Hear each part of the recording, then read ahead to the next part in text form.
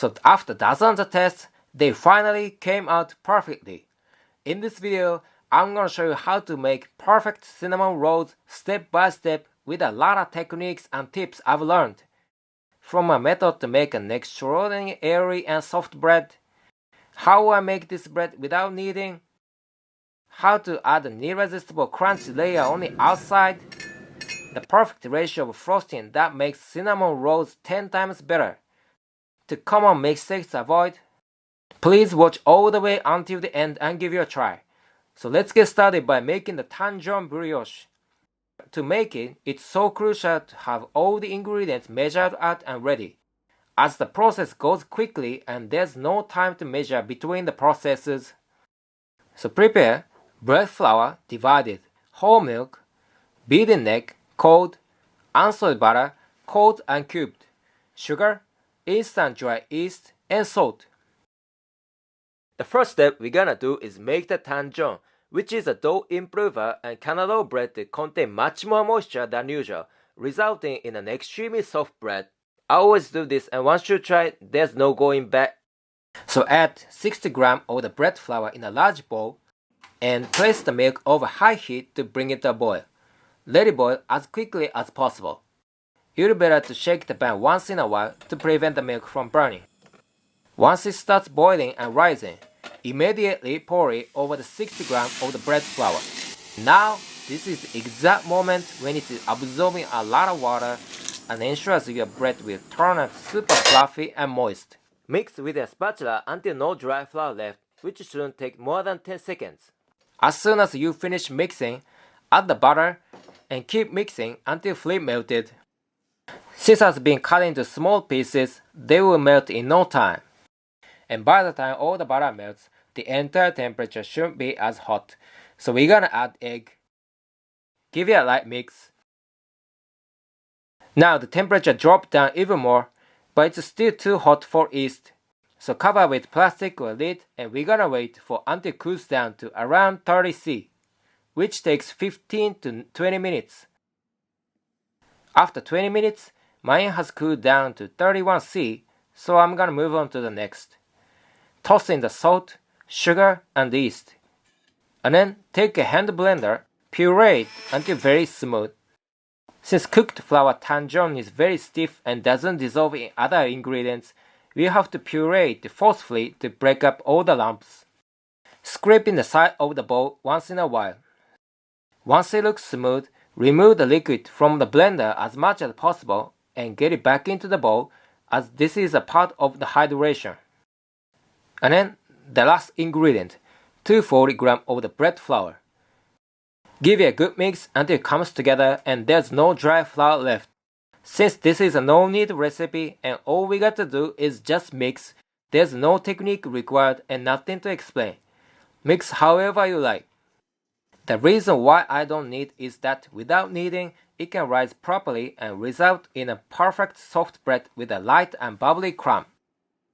Once it all comes together like this, cover with plastic wrap or lid. We're gonna start fermenting for 1 hour. So meanwhile, we're gonna make the cinnamon paste and frosting. For the cinnamon paste, just combine all the ingredients in a microwave safe bowl, which is cinnamon, white or brown sugar, melted unsalted butter, bread flour, some egg, and salt. Adding flour to it might not be as common, but once baked, it crisps up just like a cookie and it's delicious. Cover with plastic and set aside until needed. For the frosting, just combine all the ingredients, powdered sugar, heavy cream, cream cheese, and salt. You can add some kind of vanilla product. I add 5 grams of vanilla paste. I like this product.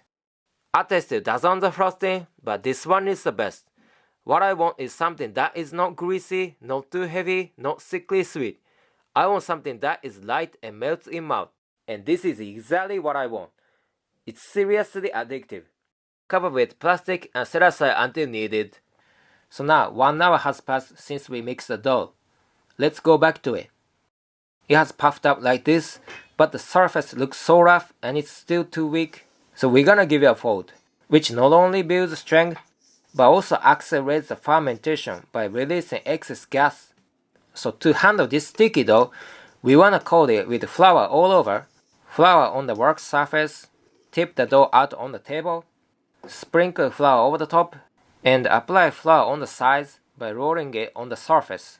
Once it's coated with flour all over, flatten it out with your hands, grab the edge and fold it over the center, just like this, and rotate a bit. Repeat the same motion 5 to 7 times. At this stage, it's still extremely sticky and I'm struggling to handle a bit, but it's fine. Put it back into the bowl and wait for 1 more hour. After 1 hour, do the second fold. Just like the first fold, dust with flour, flatten it out, grab the edge, fold it over the center. Unlike the first fold, the gluten structure has been developed and it's no longer sticky. It's pretty much manageable. Almost ready to turn into delicious cinnamon rolls. Shape into a ball, put it back in the bowl. Allow it to rest for 15 minutes before rolling it out. After 15 minutes, it's ready to roll out. Flour the work surface very generously. Tip the dough out on the table. Dust with the flour on top as well. Start rolling it. We want to roll it out into very thin and large rectangle that is around 30 by 50 cm. Dust with flour on top as needed since it gets stickier as you go. When it comes to the backside, it might partially stick to the table, but it's fine. Just ignore and keep going. And now it has reached the desired size, which took me 12 minutes. It's much larger and thinner than you expect, isn't it? But the size is very crucial for it to have sufficient flavor, because the larger it is, the more the filling it can hold. By the way, you don't have to try and make a perfect rectangle, because you can fix it by patching it up like this at the end. And then spread the cinnamon paste. At this point, it's getting stiff like this and a little hard to spread. So take the spoon out and microwave for only 10 seconds to soften. It's gonna be like this. Don't go more than 10 seconds, otherwise it can cook the egg and flour. And then dot the filling all over. Spread it out evenly with a scraper or palette knife, leaving 2 cm or 1 inch of the top edge free of the paste. What you want to be careful of is not pressing it down too hard, otherwise the paste can dig in the dough, which we don't want. So take your time and spread the filling gently and gradually. Once that's done, we're gonna roll it up into a log, starting from the bottom edge, going towards the top edge. Start by lifting up the bottom edge with the help of a scraper, roll it forward. Always tighten it by tucking it just like this as you go, so that the gaps between the layers are eliminated. Once you reach all the way until the end, bring the top edge on top of it. Pinch the seam firmly with your fingers to seal it shut. Next, transfer to a cutting board after dusting with flour lightly on the board, which I forgot to do though. Carefully transfer it as it's a bit heavy and can stretch while carrying. And trim off the both edges where there is no filling, so you can either just discard or bake and knead. I just bake them casually, putting together like this, and then cut into 10 equal pieces. First, divide in half, and mark the log before cutting into 5. Use a back and forth sewing motion rather than pressing down.